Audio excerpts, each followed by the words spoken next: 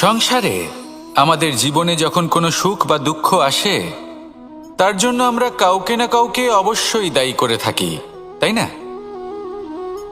এই ব্যক্তি আমাদের সাথে এরকম কাজ করেছেন তাই আমার সাথে এমন হলো।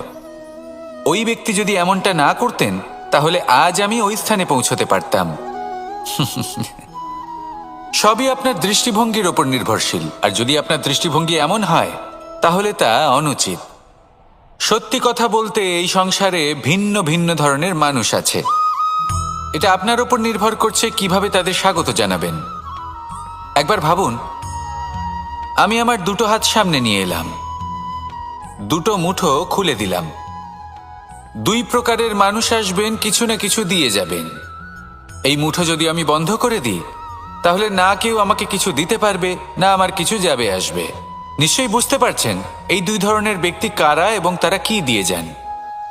আমি যদি নিজের মুঠো খুলে দিই তাহলে কিছু ভালো মানুষ আসবেন, আমাকে আনন্দ, সন্তুষ্টি, জ্ঞান প্রদান করে যাবেন, ভালো অভিজ্ঞতা দিয়ে যাবেন। কোনো খারাপ ব্যক্তি যদি আসেন তাহলে তিনিও খারাপ অভিজ্ঞতা দেবেন, যার থেকে আমি শিক্ষা লাভ করব। এই সব কিছু আমি লাভ করতে পারি।